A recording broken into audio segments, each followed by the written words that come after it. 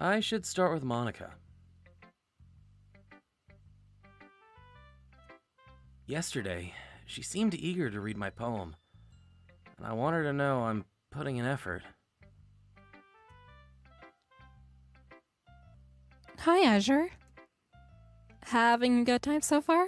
Ah, yeah. Good, glad to hear it.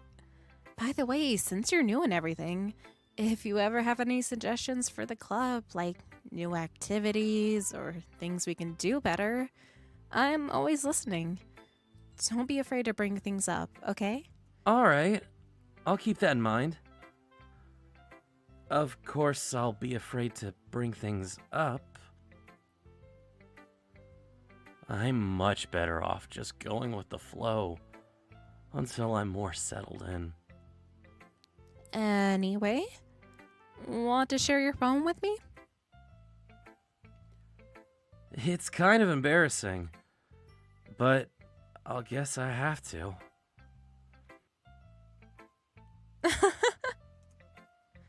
Don't worry, Azure. We're all a little embarrassed today, you know?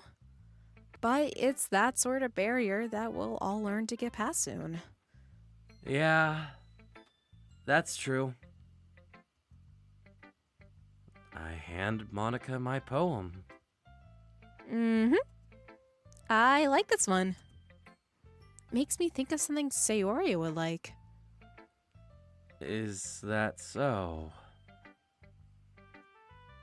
You and Sayori are really good friends, right? I wouldn't be surprised if you had those sort of things in common. Ah. Well, we may be good friends, but Sayori and I are actually really different. Well, that may be the case. But maybe there are also some similarities that you wouldn't expect. The way she talks about you, it sounds like the two of you really care about each other's well-being. Even if you show it in different ways, it ends up being more similar than you think. So I think that's the kind of vibe I get when reading your poem. You sure you're not reading into it too much? I could be. Oh gosh, I sound like Yuri. But in any case, Sayori's writing has a gentle kind of feel to it. I can tell she likes exploring with emotions like happiness and sadness. Who knew someone so happy would enjoy sad things too? Yeah, that's totally unexpected. Well, to each their own. And you shouldn't be afraid to experiment a little bit either.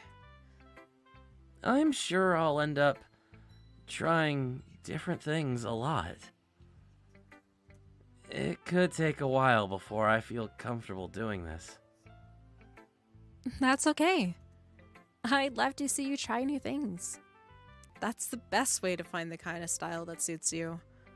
Everyone else might be a little bit biased towards their own kinds of styles, but I'll always help you find what suits you the most.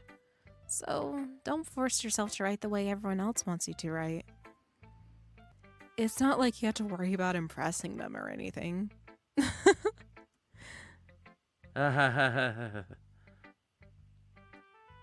Anyway, did you want to read my poem now? Don't worry, I'm not very good. You sound pretty confident for someone who claims to not be very good. Well, that's because I have to sound confident. That doesn't mean I always feel that way, you know?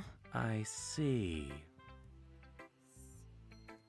Well, let's read it then. Hole and wall. It couldn't have been me. See the direction the spackle protrudes? A noisy neighbor, angry boyfriend. I'll never know. I wasn't home. I peer inside for a clue.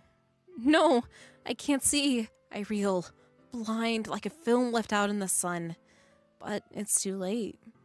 My retinas are already scorched with a permanent copy of the meaningless image. It's just a little hole. It wasn't too bright. It was too deep. Stretching forever into everything. A hole of infinite choices. I realize now that I wasn't looking in. I was looking out. And he, on the other side, was looking in.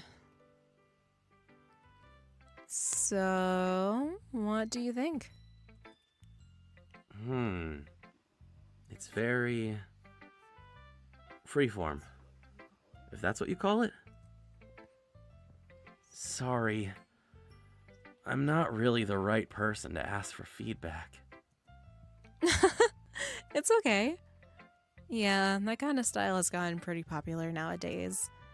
That is, a lot of poems have been putting emphasis on the timing between words and lines. When performed out loud, it can be really powerful. What was the inspiration behind this one? Well, I'm not sure if I know how to put it. I guess you could say that I had some kind of epiphany recently. It's been influencing my poems a lot. An epiphany? Yeah, something like that.